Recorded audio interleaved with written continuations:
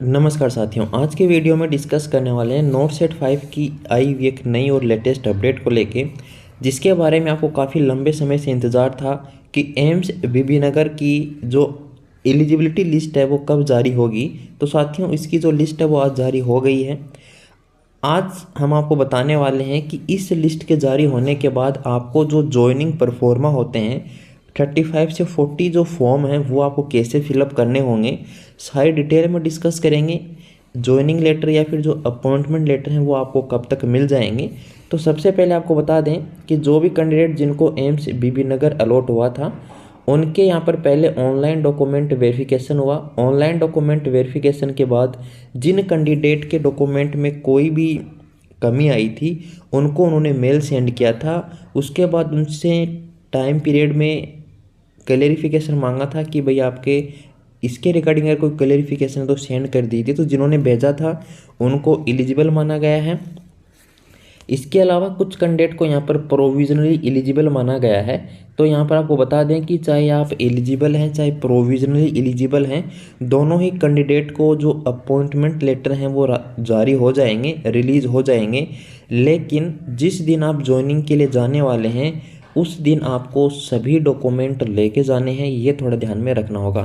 तो all document आपको लेके जाने होंगे। यहाँ पर अभी तक जो सभी कैंडिडेट हैं वो एलिजिबल हैं, कोई भी प्रोविजनल एलिजिबल कैंडिडेट नहीं है। तो आप अपनी कैटेगरी देख लीजिए, अपने रोल नंबर और अपना नाम है यहाँ पर मैच कीजिएगा। तो यहाँ पर आपको समझ में आएगा कि हाँ बिल्कुल यहाँ पर सभी जो कैंडिडेट हैं उनको एलिजिबल एम्स बीबीनगर के द्वारा माना गया है।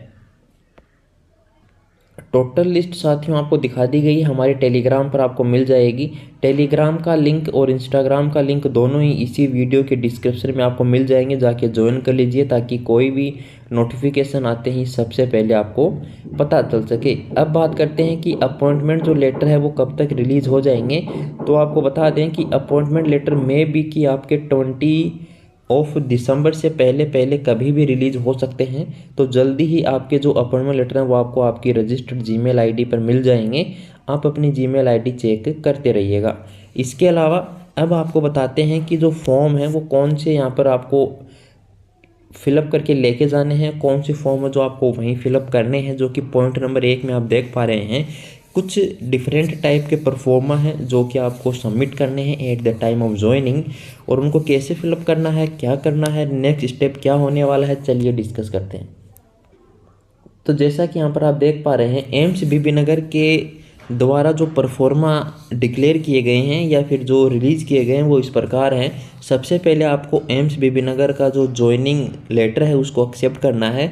उसके बाद आपको सीसी बनवाने हैं, 2 सीसी बनवाने हैं और अलग अलग पर्सन से बनवाने हैं, एक ही पर्सन से नहीं बनवाने हैं।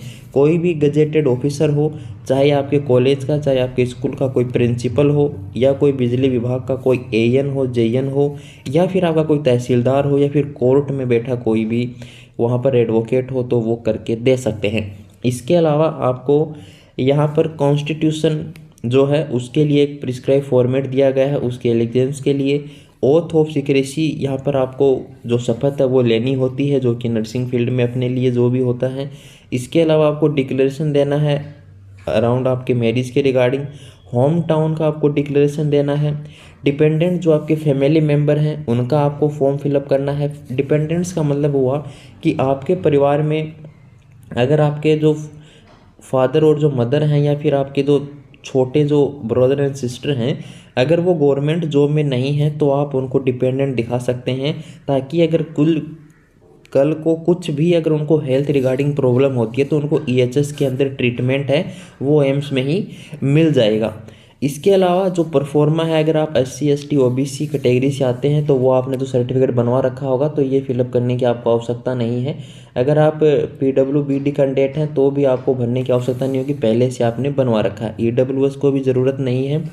एम्प्लॉयज़ जो डाटा शीट है इसमें जो सबसे इम्पोर्टेंट चीज़ है साथियों, एक डिक्लेरेशन है जो कि करेक्टर का और एंटीसीडेंट का है, जो कि आपको स्टाम्प पेपर पे कोर्ट में बनवाना होगा, जिसमें आपके कोई पुलिस केस वगैरह तो नहीं है, ये पता लगाने के लिए है। और एक यहाँ पर आपका दिया गया है मेडिकल एग्जामिनेशन रिपोर्ट जो है जैसे ही आप कोई भी गवर्नमेंट जॉब में पहली बार जाते हैं तो आपका मेडिकल होता है। मेडिकल आपका साथियों एम्स में ही होने वाला है, तो इसमें आपको घबराने की कोई भी आवश्यकता नहीं है। इसके अलावा आपको बता दें कि आपको एक यहाँ पर अटेस्टेशन फॉर्म फिलअप करना होगा। तो अटेस्टेशन फॉर्म में आपको कुछ नहीं करना होता है, सारी जो बातें हैं आप ये यहाँ पर घर से केवल 2 ही चीज़ें बनवा के लेके जाएं। एक तो सीसी बनवा लें अपना, और एक जो कोर्ट वाला काम है जिसके अंदर हमने आपको अभी बताया है कि आपको स्टाम्प पेपर पे बनवाना पड़ेगा। तो ये ज्वाइनिंग है, इसमें आपको सबसे पहले एज आप नर्सिंग ऑफिसर वहाँ पर हुए हैं तो यहाँ पर आप नर्सिंग ऑफिसर लिखेंगे, अपॉइंटमेंट लेटर का क्या नंबर आया है, किस डेट को अपॉइंटमेंट लेटर आपको मिला है, आपका नाम लिखना है। डेजिग्नेशन में कहीं भी आए डेजिग्नेशन में अब आप नर्सिंग ऑफिसर लिखेंगे। इसके अलावा डेट ऑफ जो बर्थ है उसमें आप अपनी डेट ऑफ बर्थ लिख सकते हैं। ये करेक्टर सर्टिफिकेट है साथियों, आपको किसी भी गजेटेड ऑफिसर से बनवाना होगा। ये यहाँ पर उसका नाम डेजिग्नेशन विद स्टाम्प आने वाला है, जो आपके रिगार्डिंग होगा उसका यहाँ पर नाम आएगा, ना कि किसी आपका नाम आप यहाँ पर फिलअप नहीं करेंगे। ये है एलिजेंस ऑफ कॉन्स्टिट्यूशन है, इसमें आपको लिखना है कि I am Manish Kumar Saini do swear in the name, या आपको सब कुछ ऐसे लिखना है जो भी आपका नाम है। इसमें आपका नाम आएगा, डेजिग्नेशन नर्सिंग ऑफिसर आएगा, डिपार्टमेंट आपका यहाँ पर नर्सिंग आएगा। डिपार्टमेंट के बारे में आप अपना नर्सिंग ही लिखिएगा, कुछ और डिपार्टमेंट नहीं लिखना है, केवल और केवल नर्सिंग डिपार्टमेंट में आपको लिखना होगा। डेजिग्नेशन में कहीं भी आए चाहे आपको नर्सिंग ऑफिसर ही लिखना है। जैसे यहाँ पर भी देख पा रहे हैं आप, डेजिग्नेशन सिग्नेचर नेम आपका क्या है, जो कि ओथ ऑफ सिक्रेसी है, एम्स विनगर है, do swear in the name of good solemnly. ये जो भी आपको एक शपथ दिलाई जाएगी ताकि आप जो भी बातें हैं वो बाहर रिलीज ना कर सकें, इसके रिगार्डिंग होती है। तो ये सब कुछ छोटी छोटी बातें हैं, अगर इसमें आपको कुछ भी समझ में नहीं आए तो आप हमें पूछ सकते हैं। इसके अलावा आप हमें डायरेक्ट भी मैसेज कर सकते हैं टेलीग्राम पर, इंस्टाग्राम पर, लिंक आपको हमने पहले बता दिया है। ये होम टाउन डिक्लेरेशन है। होम टाउन डिक्लेरेशन का मतलब ये होता है कि जहाँ पर आपका परमानेंट एड्रेस है, जहाँ पर आप परमानेंटली रह रहे हैं, वहाँ का एड्रेस आपको देना होता है ताकि आपको कल को एलटीसी वगैरह की सुविधा जो है वो मिल सके। इसके रिगार्डिंग यहाँ पर आपको लिखना, जैसे आई मनीष कुमार सैनी है, declare that my home town is that place वगैरह वगैरह आपको लिखना होगा। यहाँ पर आपको होम टाउन आप एक ही बार फिलअप कर सकते हैं, ये थोड़ा ध्यान में दीजिएगा, इसको बार बार आप चेंज नहीं कर पाएंगे। तो होम टाउन का मतलब है आपका जो परमानेंट है, और जहाँ पर आपका घर है, आपका जो होम है, वहाँ पर आपका जो नियर बाई जो रेलवे स्टेशन है और नियर बाई जो पुलिस स्टेशन है उसकी भी जानकारी देनी होगी। डिस्ट्रिक्ट, टाउन, स्टेट आप किस में डिस्ट्रिक्ट में आते हैं, कौन सा स्टेट आपका, रिमार्क में यदि कोई है आपका तो आप यहाँ पर लिख सकते हैं। रिमार्क का मतलब ये हुआ कि वहाँ पर कोई आपके जैसे कोई बड़ी चीज़ हो तो जो एज ए साइन आप बता सकते हैं। तो यहाँ पर भी आपको नाम, अपना डेजिग्नेशन वगैरह, रिमार्क वगैरह सब कुछ लिखना होता है। ये डिटेल है फैमिली की। अगर कोई आप डिपेंडेंट अगर यहाँ पर दिखाना चाहे हैं, जैसे कि यहाँ पर जो एलटीसी लेंगे कभी, या फिर आप मेडिकल फैसिलिटी अगर होती है जैसे एलटीसी मिलेगी, तो आपको से फैमिली मेम्बर को घुमाने का मौका मिलता है जो डिपेंडेंट होते हैं। अगर आपकी शादी मैरिज हो गई है तो फिर आपकी वाइफ है, आपके बच्चे हैं। अगर नहीं भी है, अनमेरिड हैं, तो फिर आप अपने फादर और मदर को भी डिपेंडेंट दिखा सकते हैं, उनको भी आप अपने साथ घुमाने ले जा सकते हैं। इसके अलावा ये एलटीसी क्या होता है, ये कब मिलता है, कैसे मिलता है, इसकी डिटेल जानकारी के लिए आपको वेट करना होगा। हम आपको ज़रूर बताएंगे कि क्या होता है।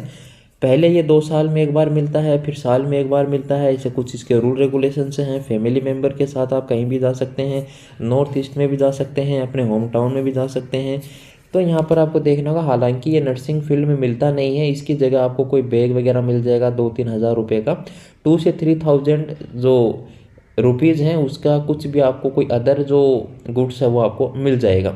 तो ये सारी बातें हो गई यहाँ पर। इसके अलावा जो ऐसे सभी कैंडिडेट हैं जिनके कुछ छोटे ब्रदर एंड सिस्टर हैं और अनमेरिड हैं, तो वो भी डिपेंडेंट में आ सकते हैं, ऐसा नहीं है ये। और एक इम्पोर्टेंट चीज़ हो जाता है कि जो मेडिकल फिटनेस है, ये मेडिकल फिटनेस कहाँ से बनवाएंगे। तो देखिए साथियों, आपको घबराने की बिल्कुल भी आवश्यकता नहीं है। मेडिकल जो फिटनेस सर्टिफिकेट है ये आपको एम्स में ही हो जाएगा। जैसे ही आप एम्स में ज्वाइनिंग करने जाएंगे, ज्वाइनिंग आपको देखिए जैसे आपका अपॉइंटमेंट लेटर आएगा, आपको विदिन 30 डेज में जाके ज्वाइन करना होगा। और जिस दिन आप वहाँ पर ज्वाइनिंग के लिए जाएंगे, सबसे पहले आपका वहाँ पर मेडिकल होगा। मेडिकल वेरी सुपरफिशियली होगा, कोई भी आपको ऐसे डरने की आवश्यकता नहीं है कि पता नहीं क्या होगा, ऐसा कुछ नहीं होता है। तो यहाँ पर आप जैसे ही जाएंगे सबसे पहले मेडिकल होगा, फिर 3 से 5 डेज में आपकी मेडिकल की रिपोर्ट आएगी। रिपोर्ट आने के बाद जो आपकी ज्वाइनिंग है वो स्टार्ट हो जाएगी। जैसे ही ज्वाइनिंग स्टार्ट होगी ये सारे परफॉर्मर वो चेक कर लेंगे कि आपके कोई डिजीज़ तो नहीं है, पहले कोई वैक्सीनेशन हो रखा है कि नहीं हो रखा है, पहले से कोई आपको न्यूरोलॉजिकल डिफेक्ट तो नहीं है, आपकी आइज़ हैं वो सही हैं कि नहीं है। ये सारी बातें आपके मेडिकल में आएंगी। आपके लंग्स वगैरह हैं, आपका हार्ट वगैरह है, किडनी लिवर सब आपका सही एकदम प्रॉपरली फंक्शन कर रहा है कि नहीं कर रहा है। इसमें सबसे इम्पोर्टेंट चीज़ दो ही है, पहली आपकी आइज़ है, आपकी आइज़ में तो कोई कमी नहीं है, और दूसरा है आपका वायरल मार्कर जिसके अंदर आप जो 3 टेस्ट करते हैं, जैसे मान लीजिए हेपेटाइटिस बी, सॉरी साथियों हेपेटाइटिस सी, HIV वगैरह तो नहीं है। तो ये सारी बातें यहाँ पर ये चेक किए जाएंगे। अगर ऐसा कुछ होता तो फिर वो आगे जो भी आपका वैक्सीनेशन वगैरह है या फिर मेडिकल रिपोर्ट वगैरह दोबारा करवाने को बोलेंगे तो वो एक अलग तरीके से फिर होने वाला है, उसमें आपकी ज्वाइनिंग थोड़ी सी डिले हो जाती है। तो धन्यवाद साथियों, वीडियो को शेयर, चैनल को सब्सक्राइब करने के लिए, हमारे साथ जुड़े रहने के लिए।